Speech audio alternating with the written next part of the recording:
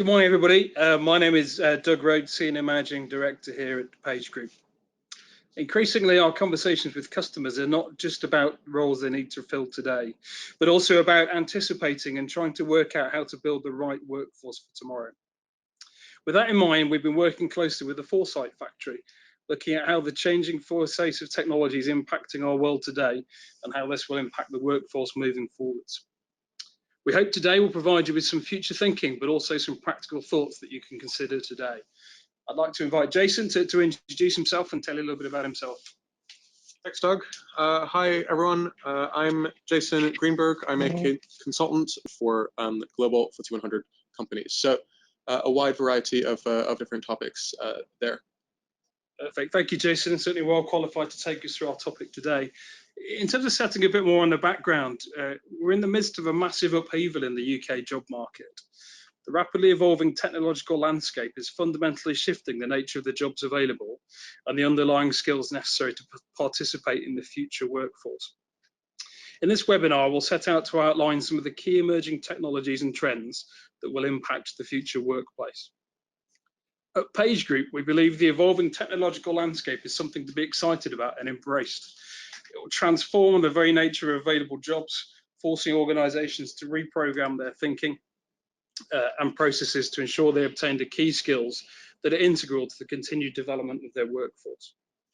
Foresight Factory have reported that 64% of people believe that those who are not skilled in technology will find it harder to get a job in the future. This means that those who adopt the continuous learning mentality will be at the forefront of collaboration and communication. With that in mind, you can see on your screen there the agendas that Jason will take you through for our webinar today, starting with the era of automation. Fantastic. So I'm going to take you through the evolution of technology skills as the landscape is going to shift the nature of jobs and the necessary skills to really participate in this new world. In this webinar, I'm going to be outlining some of the key emerging technologies and trends that will impact the future workforce. I'll provide an overview of some of the key trends we're seeing, and then we're going to look at the impacts of these innovations on the future labor market. Finally, we're going to explore the emerging technologies that we think will enable these changes to the way that people work, from how they communicate and collaborate. So first off here, we're going to be looking at automation. When we're talking about automation here, we're meaning both automation in terms of machinery and robotics, as well as artificial intelligence. So the kind of full gamut of the definition. And the two kind of key points here, consumers and the labor market are both welcoming and wary, and skill sets are in need of evolution. So the automation of tasks and the advent of artificial intelligence are disrupting the labor market and revolutionizing the customer experience. Consumers are both welcoming and wary of this future. And one of the big major places where this is happening is the workplace. So in many industries, the rapid development of AI machines, robots, and algorithms is beginning to displace some human capabilities. The automation revolution is evolving the roles and tasks people will undertake in the labor market. The World Economic Forum's Future of Jobs 2018 report highlights that nearly half of companies surveyed expect automation will contribute to some reduction of full-time employees by 2022. However, more than a quarter of businesses expect automation to create new roles as well. So we're seeing that automation is not only displacing jobs, but creating fresh demand that businesses will need to prepare for. On the other side, skill sets are going to need to evolve to avoid becoming obsolete. So a rapidly changing landscape places the onus on individuals themselves to become agile learners. Automation threatens not just the labor market, but it's going to cause major existential upheaval in people's lives. The AI revolution could automate all these different roles across the job market.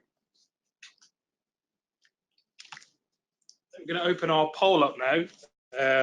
Give everyone a moment to give us our response, but it'd be great to get your thoughts in terms of which of the below jobs you think will have the highest rates of automation. Hopefully you can see there on your screen, with your choice being manufacturing, construction, whole and retail trade, education, human health and social work. So please please give us your votes, and we'll see if Jason agrees with you in a second with regards to your thoughts.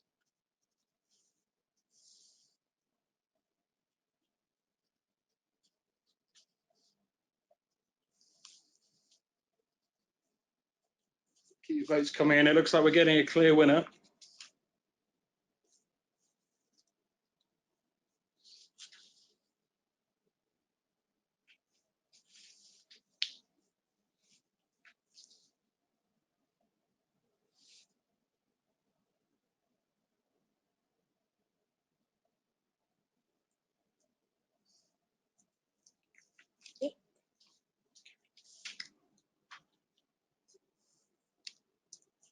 Great. So it seems like manufacturing was the choice that was most selected here, and manufacturing is indeed the winner. So what we see is that 45% of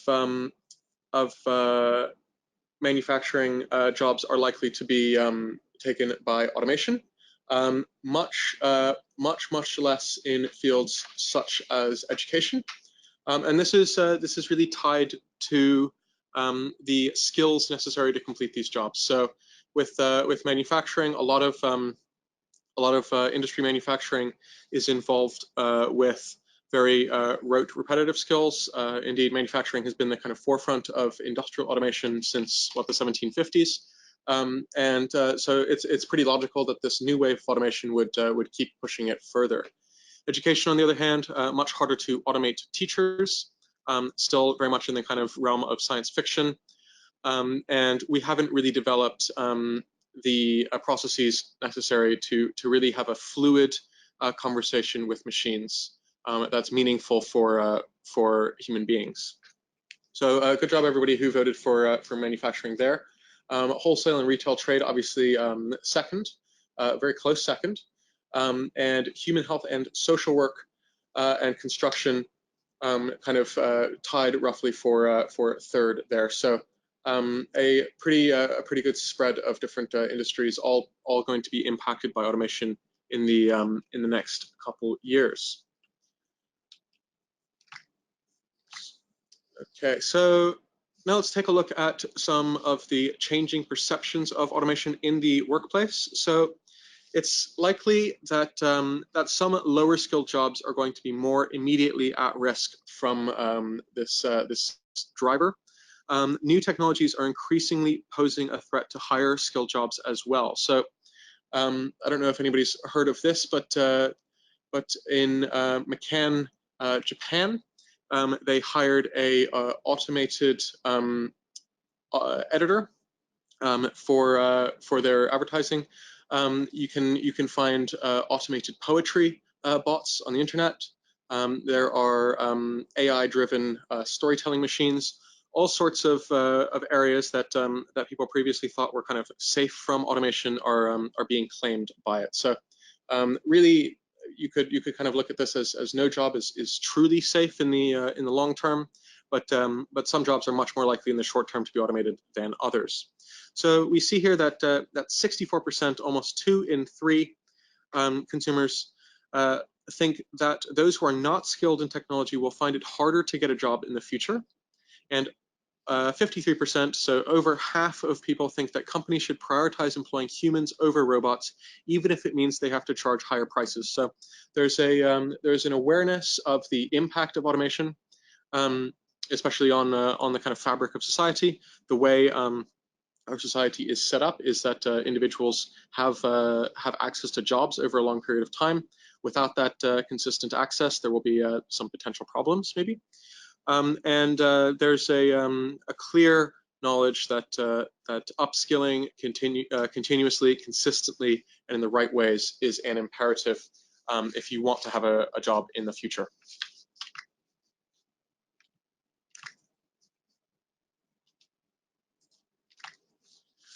Great.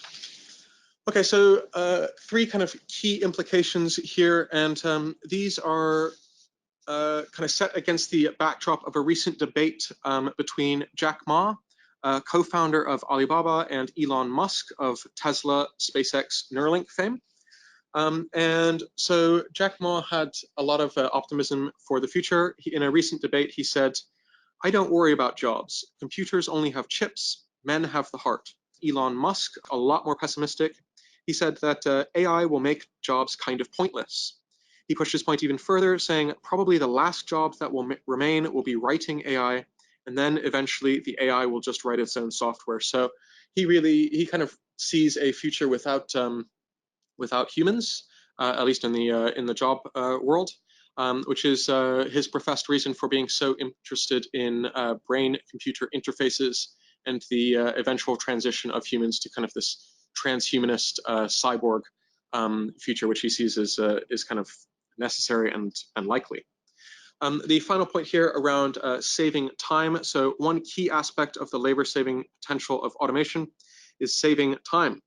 With robots being able to do rote tasks such as data entry, pattern recognition, and responding to customers easily and smoothly, many individuals, such as customer service agents, will have a much more time for other tasks, such as responding to more difficult or personal queries, or preparing bespoke, innovative responses.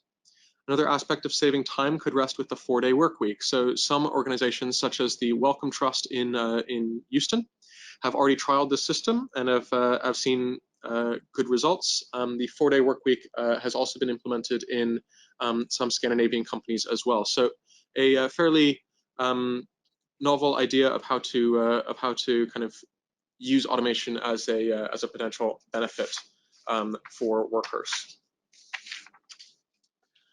Great. So that was automation more generally. Now let's move on to emotional AI. So emotional AI is an artificial intelligence that attempts to mimic the kind of human natural warmth across the internet. And what we see is that this is all about consumer empowerment. So we anticipate a future in which emotional intelligence becomes a core commercial expectation, as well as a key personal skill to master in an emotion-sensitive world and workplace. Wherever the customer will find themselves, empathic engagement will surface. Powered by cold, hard data, brands will deliver warmer, more human interactions at scale and on demand, which is much needed. So 31% of UK customers use a chat messenger service to speak to a customer service assistant at least monthly. And while they do that, 74% say that when making a complaint about a product or service, they prefer to speak to a human being. Commercial interactions that do not respond to customers with a real sense of humanity will soon seem insufficient.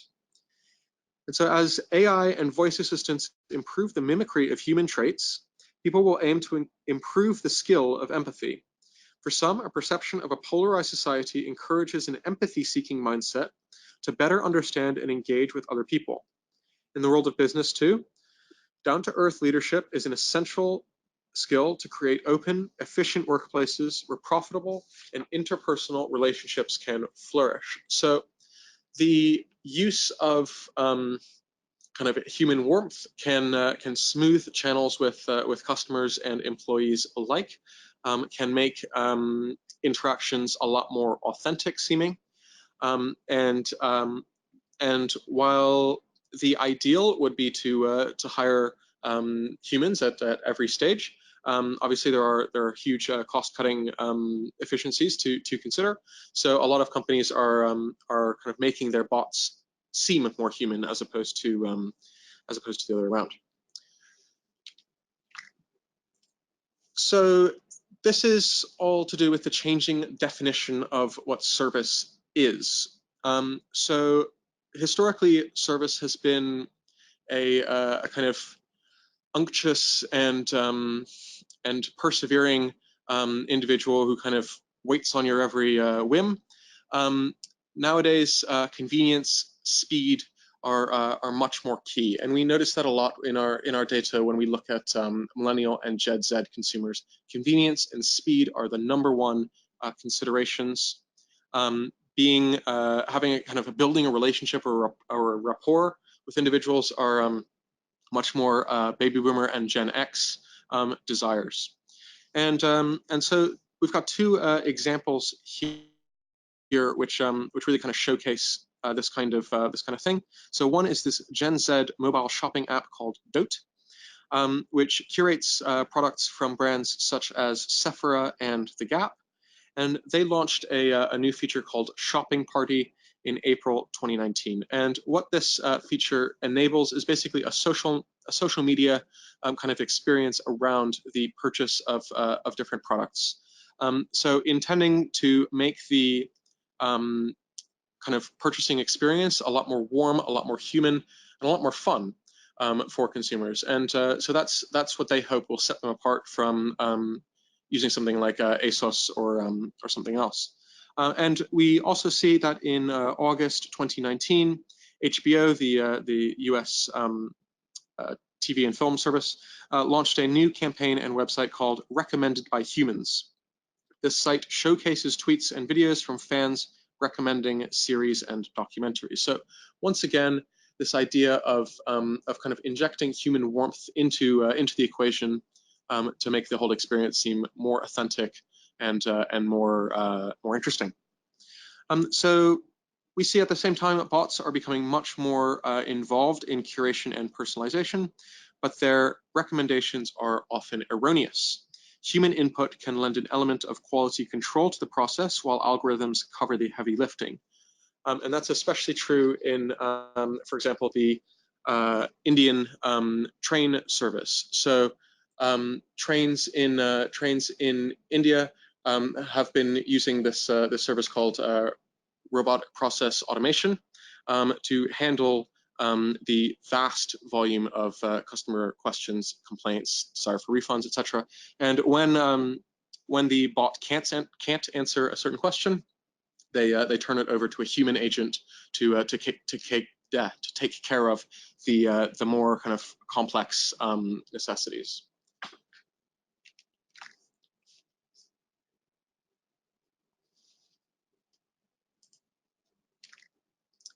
Right, so two kind of key implications here. So human-centered roles are going to be still incredibly key, and soft skills are of growing importance.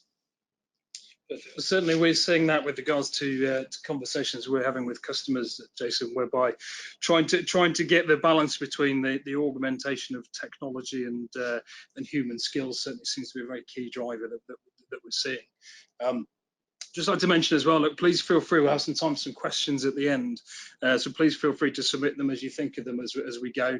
And we promise Jason will answer those in person rather than using a robot to use those today. So I'll hand you back to talk around some upskilling. Thanks very much.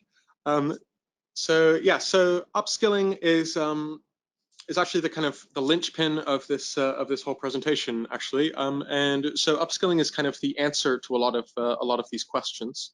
And so at Foresight Factory, we view that the desire to learn more and the desire to kind of constantly be upgrading oneself in terms of knowledge is a kind of key top desire for many of the consumers we survey at the moment. And so we call this liquid skills. And so we kind of class this as skills can now be easily upgraded, gained, or discarded. Brands are invited to become educators, empowering consumers to attain skills and filling knowledge gaps with rich content. In a predominantly digital society, consumers' go-to sources of advice and knowledge have shifted. They can instantly find the answer online, and therefore consumers are moving towards an agile approach to learning. So we found in 2018, 47% of British consumers agreed that they can teach themselves anything they want, online and for free. So the internet has really democratized the access to information, and at the same time, upskilling has become a workplace essential in the face of fractured careers, fast-changing technology, and the threat of automation. The value of one's education no longer lies in gaining knowledge, but in developing a dexterity for learning for many who want to remain current with changing business practices and software requirements. And we see that many brands are offering educational incentives, and employers are beginning to look at these as valid qualifications. So For example, project management qualifications and certifications, which didn't exist a long time ago, are quite often being offered by companies now, or by employers now, and these are becoming recognized as very valid. On the other hand, though, many employers are lamenting that employees no longer have the critical soft skills such as creativity, teamwork, empathy, leadership, and instead are focusing entirely on STEM skills.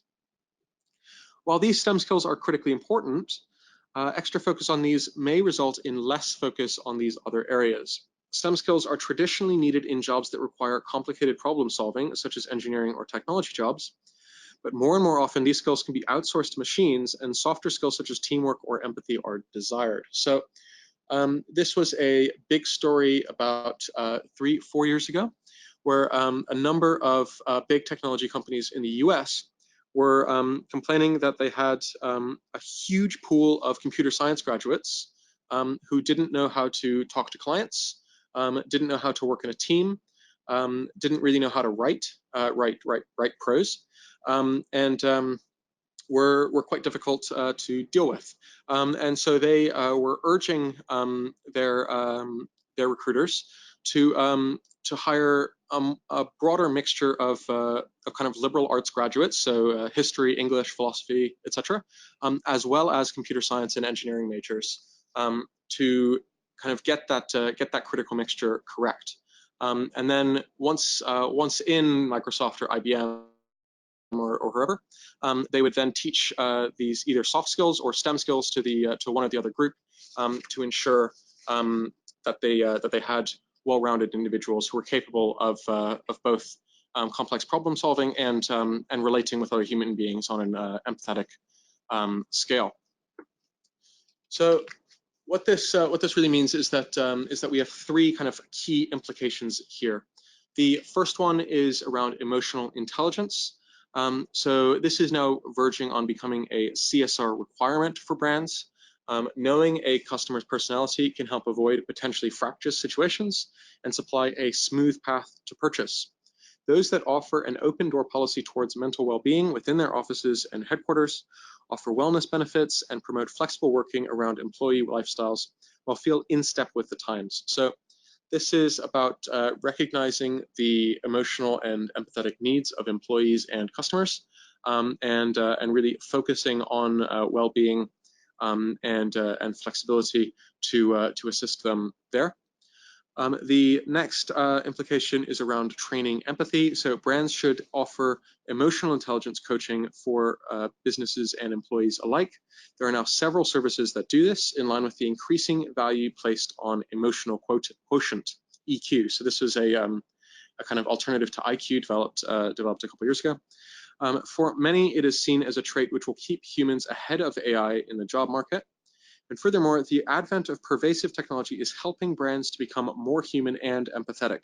Many brands are realizing that increases in productivity from machines cannot come at the cost of an emotive workforce. So just having better productivity is not the kind of be-all and end-all of economies nowadays. The ideal is to have a well-rounded workforce. And one that is happy and has good well-being. The final one here that I alluded to a little bit ago is that chatbots and humans will work side by side. So emotional AI and chatbots will be used concurrently with people, and it'll be necessary for professionals to know how these tools work in order to use them effectively. Knowledge about the ways a chatbot or AI assistant work could be a useful skill to many in customer service roles. So this is key. I think it was Vodafone announced a little while ago that they are severely cutting back on their call centers and call center staff, and that actually they're merging a kind of customer service role with a engineering role, such that the people who build the chatbots are also the people on the front line answering the complicated questions that the chatbots can't answer. So really having an in-depth knowledge of how the code works and how the chatbot functions is pretty key to understanding understanding how it operates. Great.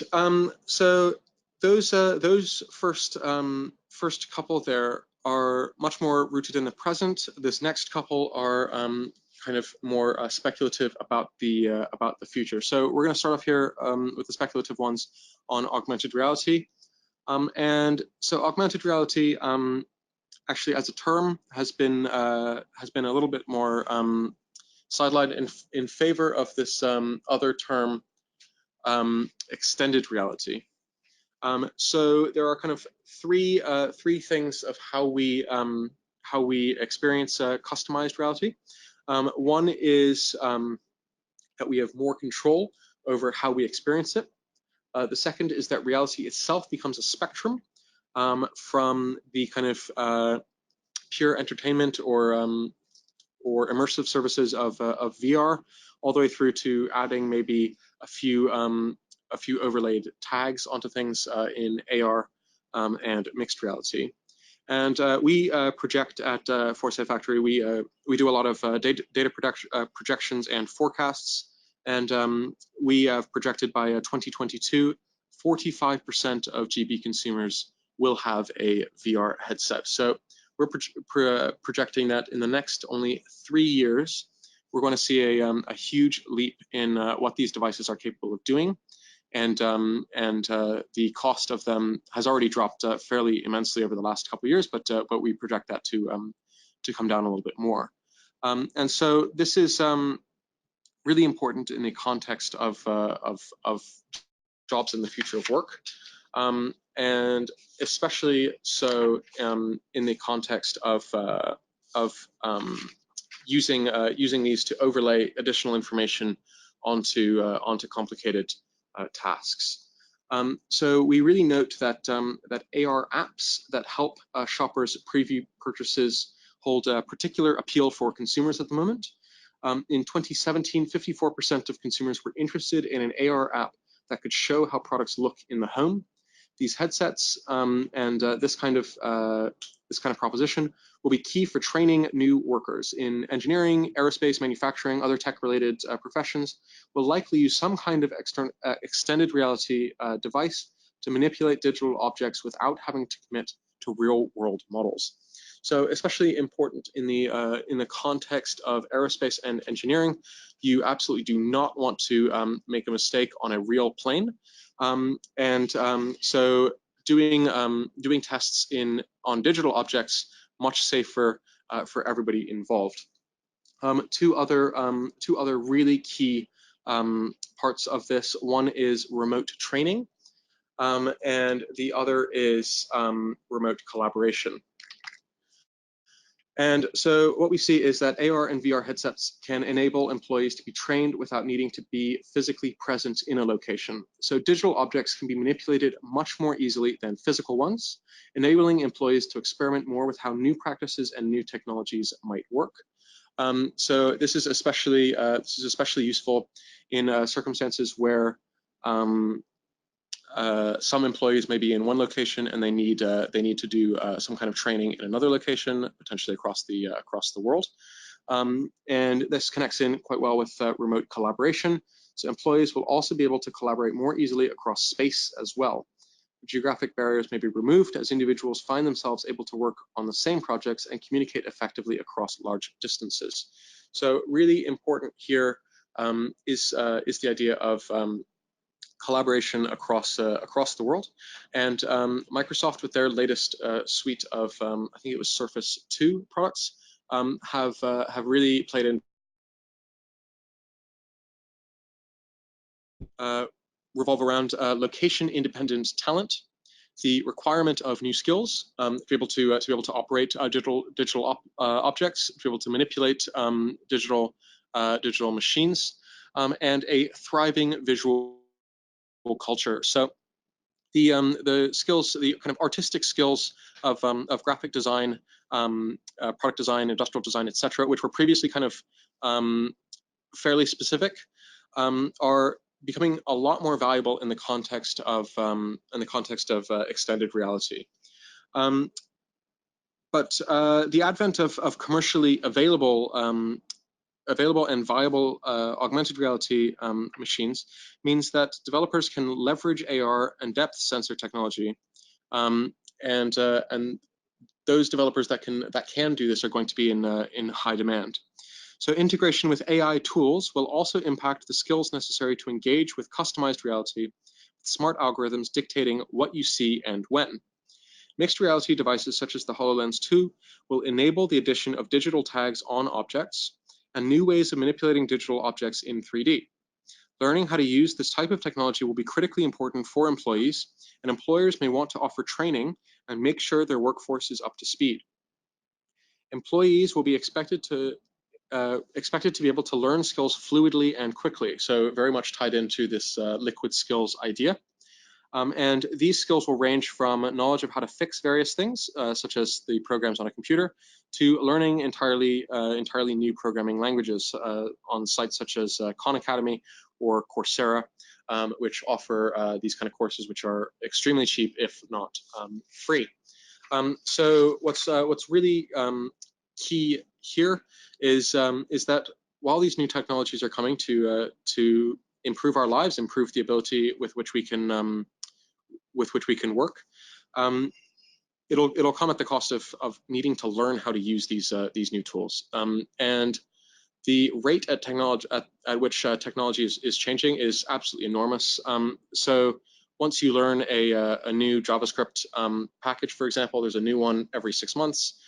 So that kind of continuous learning is absolutely necessary for so many front-end developers, for example, and learning how to use these new devices themselves. So everybody gets a new phone every well, about a year and a half, 2 years now, which requires you to learn the little new features that the phone has. And as these devices become part and parcel of how we work, we're expected to learn them kind of holistically as well. So next up here, we're looking at the blockchain.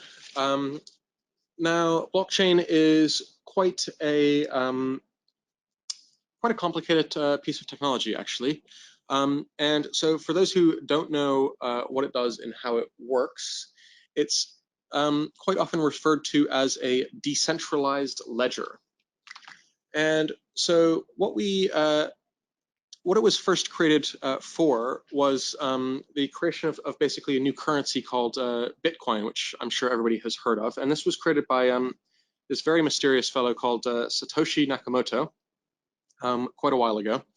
And the way blockchain works is it basically stores the same record of something on a bunch of different computers.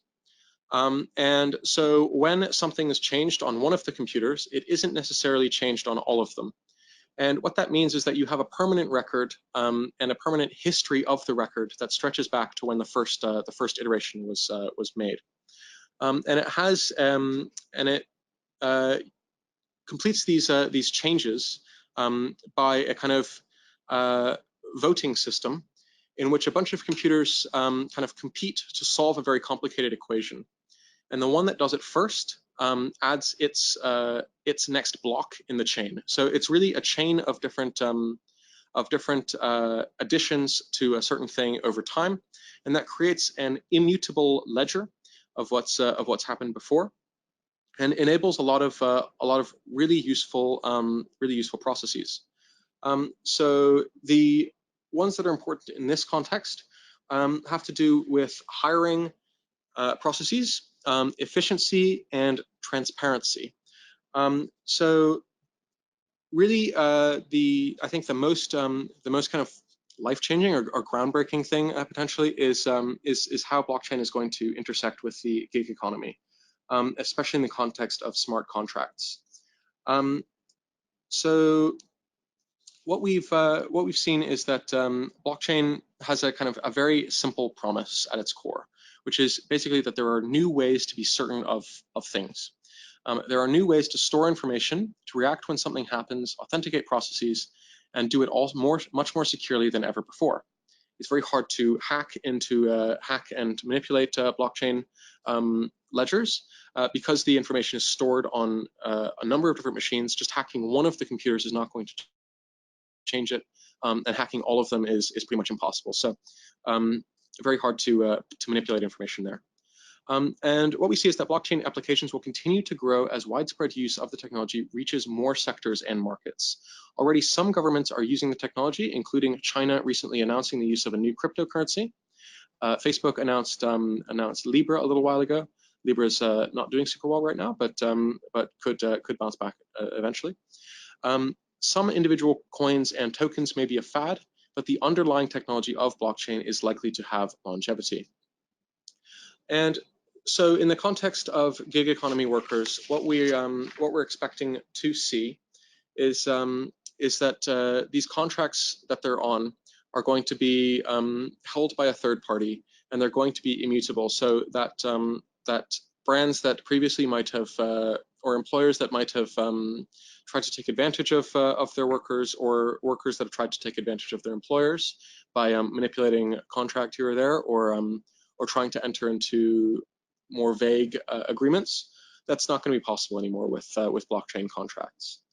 And so the kind of three key points here are around immutability, accountability, and of course smart contracts, which we've already talked about. So immutability, the future of work will be affected by the ability to have a completely immutable record of your company's history, as well as an immutable record of an employee's history.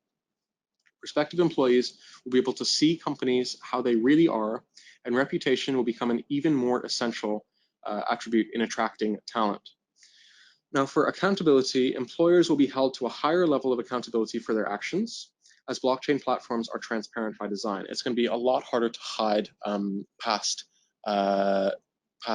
indiscretions.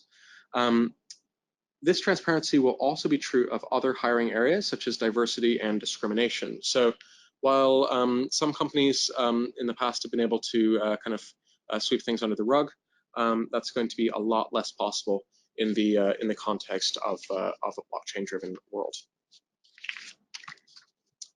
Now, finally, we're going to be finishing off here with the kind of the most speculative and the most science fiction idea in this, which is this idea of biohacking. And at Foresight Factory, we call this our Beyond Human trend.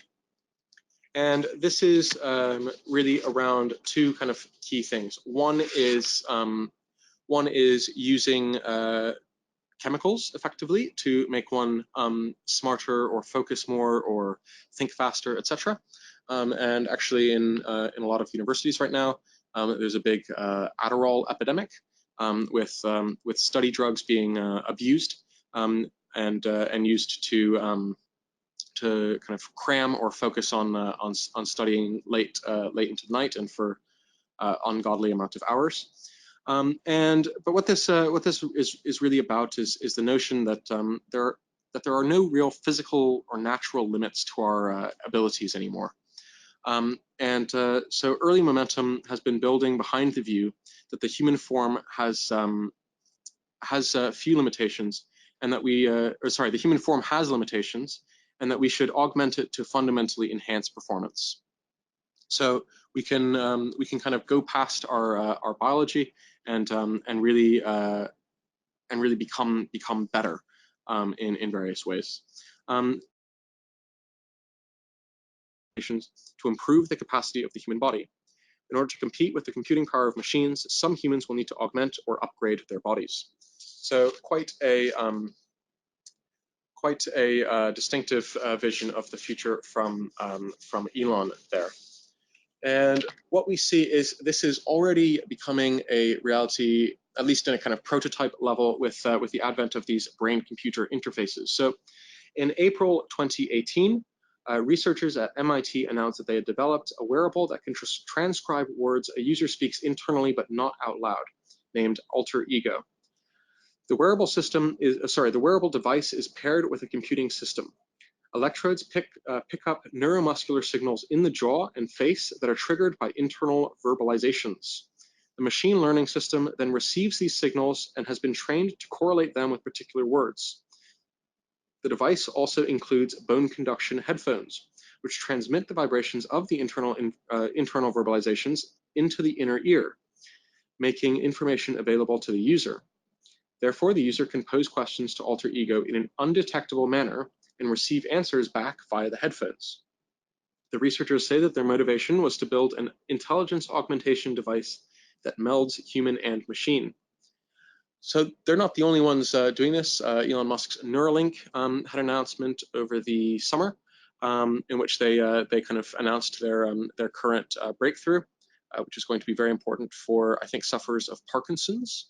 But this really heralds a future in which we use these devices that aren't necessarily external, like our phones or our computers, but they become part of us. So we're really changing what it means to be human in the future and what it means to work.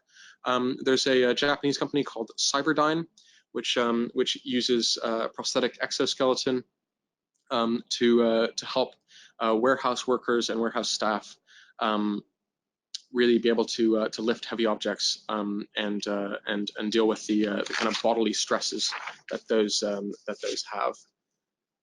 So really a variety of different options there. Great. So that was the different kind of big trends that we're seeing. So to wrap up here, automation and AI will radically change the way people work, but won't necessarily destroy jobs. Upskilling and reskilling constantly is going to be absolutely vital, and is indeed the linchpin behind this whole thing. Blockchain is going to enable smart contracts and more visibility over processes. And augmented reality, extended reality, biohacking are all going to add new functionality to workers' arsenals, new ways of working that will require new training. So thanks very much, and let's open up to some questions. Jason's going to be good enough to answer some questions. We've had a few that have been coming in. Please feel free to submit any more that you've got. I guess I've got one to kick off, if that's all right, Jason. I guess from a prospective employer's point of view, do you perceive that the employers are going to have to change their interview or assessment processes to work out how they're going to attract and ensure that they get the right people for these roles in the future? I think so, yeah. I think quite a few employers at the moment assess candidates based on a fairly narrow set of qualifications, certifications, etc.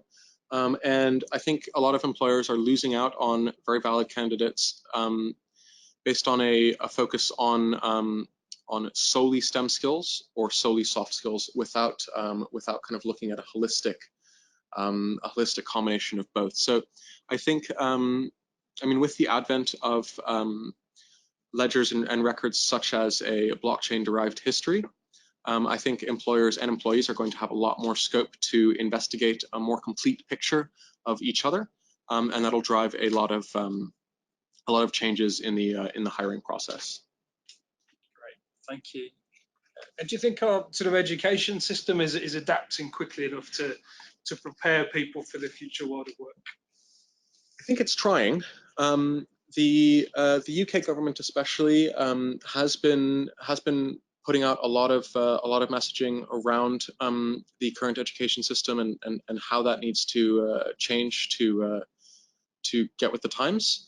I think the UK is actually probably I don't know about leading the way, but in the kind of forerunners of really taking a lot of this stuff very seriously.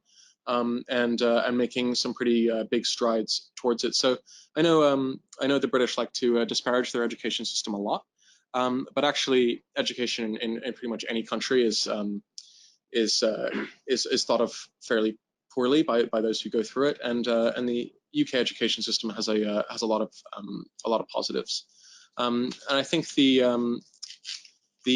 focus on developing tech skills in primary schools and secondary schools is really key, and a thing that the government has been focusing on a lot recently, which is great. It's great to see that.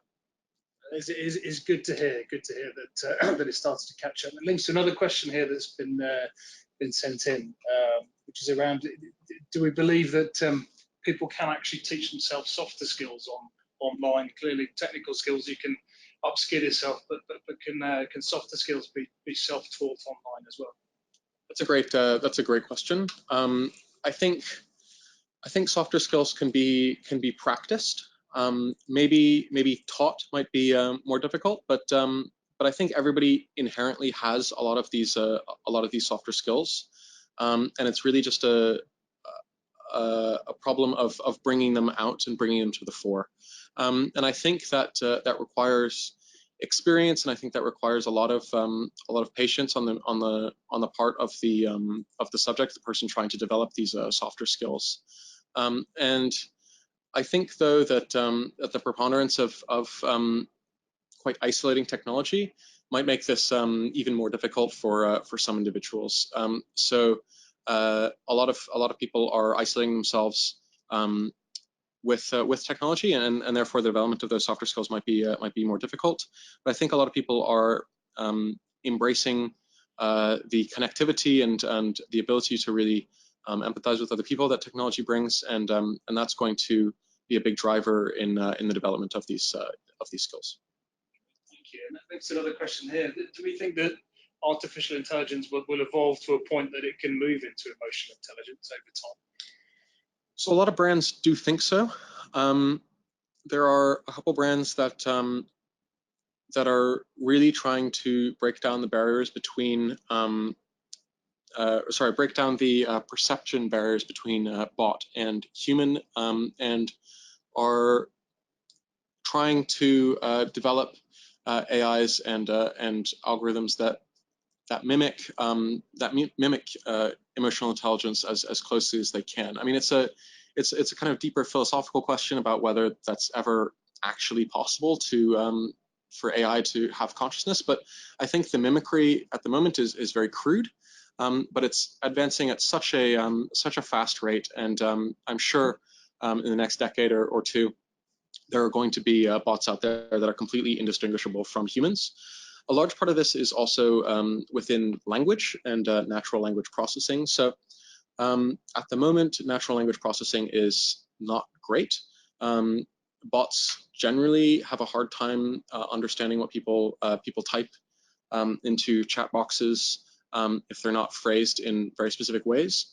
But as these bots have bigger kind of data sets to draw upon, there's going to be a lot more improvement in that space, and so we're going to see a lot more fluid and smooth communication between humans and machines. Thank you. And of all these pieces of technology and inventions that you see, which ones are you most excited about that you think will make the biggest difference over the next 2 or 3 years? I think extended reality has the most potential to radically change the way we live. I think biohacking is going to be a much farther out technology, especially because people are just quite squeamish, and the thought of changing yourself while you're already healthy can be a hurdle that's tough. Their intention to announce, their intention to release one of their versions of a extended reality headset. So I think there's a lot of potential for kind of one brand to be the kind of torchbearer and lead the way for other brands to follow. And when that happens, it's going to explode, very similarly to how smartphones were kind of not that impressive a machine until Apple got their hands on the iPhone 1 and really carried that away to be the kind of ubiquitous piece of kit that everybody has now. That's great. Thank you, Jason. Thanks very much for your insight today. Certainly a rapid changing world that we're living in, and one I'm sure where we'll see lots more stuff taken us by surprise as well over the next couple of years. It certainly is a topic from PageGroup's point of view, where we've got some further content and further inspiration that we're carrying on our website as well. Feel free to go and have a look on that. And our ebook, which covers most of the content in the webinar, we'll make sure that gets sent out to you as well. So thank you very much for joining us today. So From my point of view, look, thank you very much again to Jason for joining us and for your insight, and to all of you for joining us today, and look forward to speaking to you on our next webinar. Thanks very much, all.